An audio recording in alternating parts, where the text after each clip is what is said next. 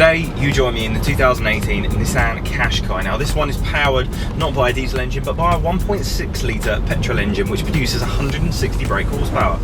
Not bad. This particular vehicle with 19-inch alloys and options including the paint brings it up to, well, the best part of £30,000 on the road.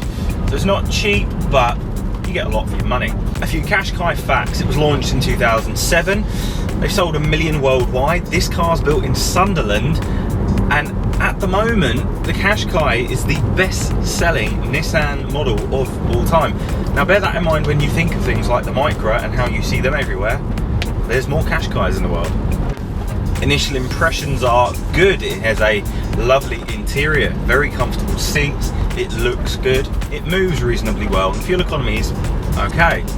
So that initial factor was great. It's pouring with rain and it's time to see how much I can fit in the boot in one go. I've not really spent a lot of time with the boot, so everything I'm about to do is kind of guesswork to see.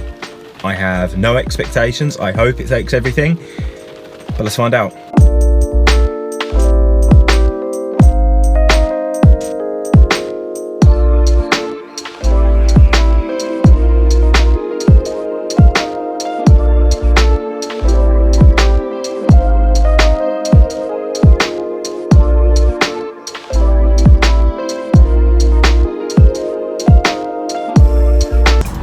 Now, interior comfort wise, Qashqai does it very, very well. So while there are a variety of plastics in a multitude of places, it's soft touch plastics. The infotainment is good while not including Apple CarPlay as of yet. It's a good solid unit that's easy to navigate, and the Bose sound system sounds amazing. Then you come to your actual passenger comfort. The seats are very, very comfortable, especially these upgraded leather ones with heated seats in the front.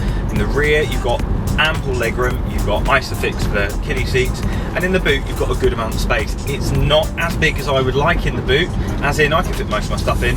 Base still has to go on the rear seat, but if you're pushing buggies around and stuff like that, this is going to do the job with ease. On a run, this can get a tad noisy inside with the 19s, just because there's less rubber to take away that road noise. We're not talking loud, we're just talking it's a bit noisier than if you had 17s or 18s on it. It's just kind of expected when you have big alloys. And now, the gig test. Everything is in the back. Fuel economy, real world fuel economy. Not the pure economy test, but what are you gonna get when, as I am, you're slightly in a rush, you are gonna be doing the speed limit and you won't be taking it easy. What can this actually get?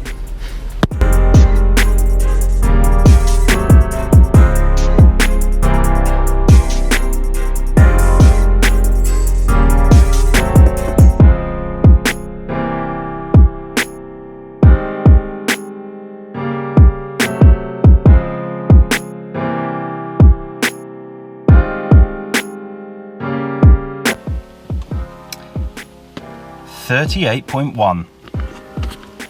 So it's not the best, it's not the worst, it was comfortable, it was a bloody schleck to get here. So I think it's done really well considering what it's had to do. And from the interior, the all-round visibility is very good. While there is a large blind spot in the back rear quarter panel, you kind of get around it, A, with blind spot assist, and B, with just turning your head, using your mirrors and using common sense. Performance-wise, 1.6 litre petrol engine which produces 160 brake horsepower, propels you to 62 miles an hour in just under 9 seconds, so it doesn't hang around, and it's cheap to run, it's cheap to insure, and they're easy to work on engines within reason. My issue is that I find the diesel suits this car significantly better, in that because it's a heavy car it needs more torque. So on a run, when you're going up and down hills, undulating roads, the petrol engine starts to struggle. So the best you are going to see on a run is about 48 to 50 miles per gallon. Very, very best, not the 58 that's claimed on paper. Around town you're going to see anywhere between 30 to 38 miles per gallon, not the 48 written. Now we're talking, we're being picky, but that's my job. Aside from that, the engine doesn't let you down. It's 160 brake horsepower, so when you're in the power band, it does shift the car. Throwing this around corners, it's relatively nimble. You do get a hint of understeer when you push it a little bit too far. Generally, it does the job extraordinarily well. You join me as the light dims, because I'm going to do an economy test. Now, I'm doing it when it's darker, when it's later, for the pure reason of the roads aren't as busy. And it's not that motorways aren't as busy, because if anything, they're just busy 24/7. We're talking about back roads. People are in because it's a little bit later, and that's where I think this car will show off what it can do. On the motorway, it does okay. On my gig test, it got like 38, 39 miles per gallon, and then on my return from that with a clearer run, it got 43. But I think this has real potential that on a back road, 40 to 50 mile an hour, you know, where you go into the national speed limit, but you don't have to do the national speed limit, this is really, really going to show just what it can achieve. Don't stop. Don't stop.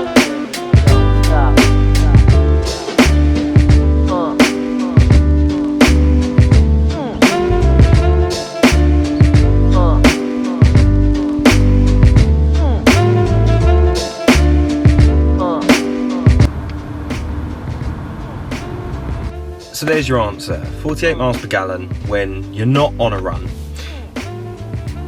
is the best that you're going to get. And on a run with no weight, bearing in mind I do still have weight in the back of the car, maybe you're going to see 45, 46. This says extra urban, it should be able to achieve high 50s.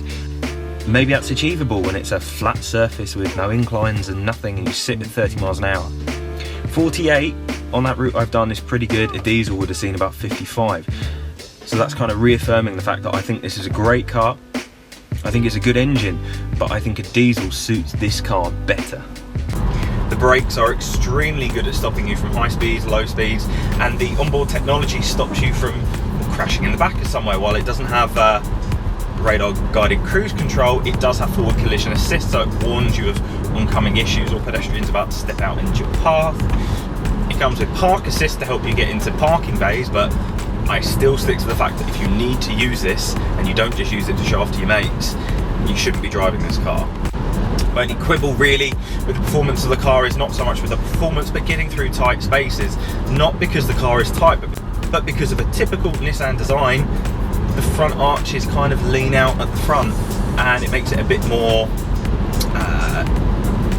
difficult to see around it than you would really want.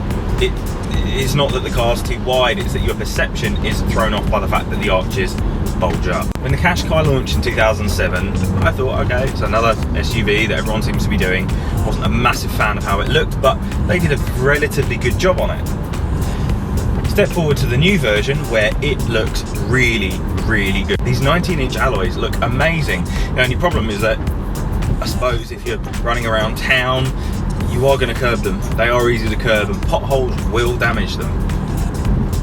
However, they look amazing. This car in general looks really sporty and really, really looks the part. So this is a very typical Nissan design. It has the V-inspired front end, and at the back it's still good looking too. Okay, auto park. While it's a feature, I deem that if you actually seriously need to use it, you need help, and you probably shouldn't be driving this car. Regardless, it's a cool feature, you can show off to your friends. Maybe it comes in handy when it's one of those really, really tight parking spaces and the car knows where the boundaries are. But how good is it on this car?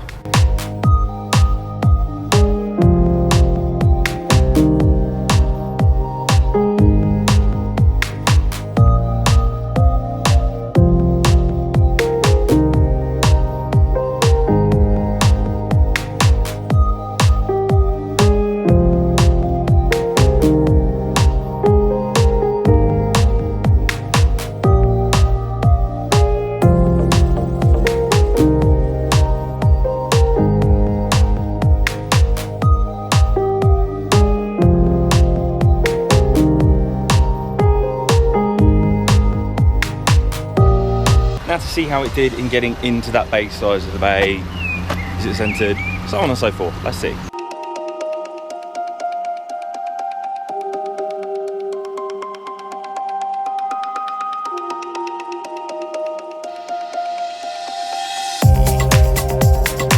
So as you can see, it's a reasonable job. It's done it quite easily. I stress again, if you do actually need to use this to park your car, you probably need help. But you know, there are some instances you just can't be bothered, you want to show off, or it is really ridiculously tight and you only trust the parking sensors. This is one of those times. But this particular time is not one of those times, because this is a huge parking bay. So a summary. Exterior wise, I'm not let down. It looks great.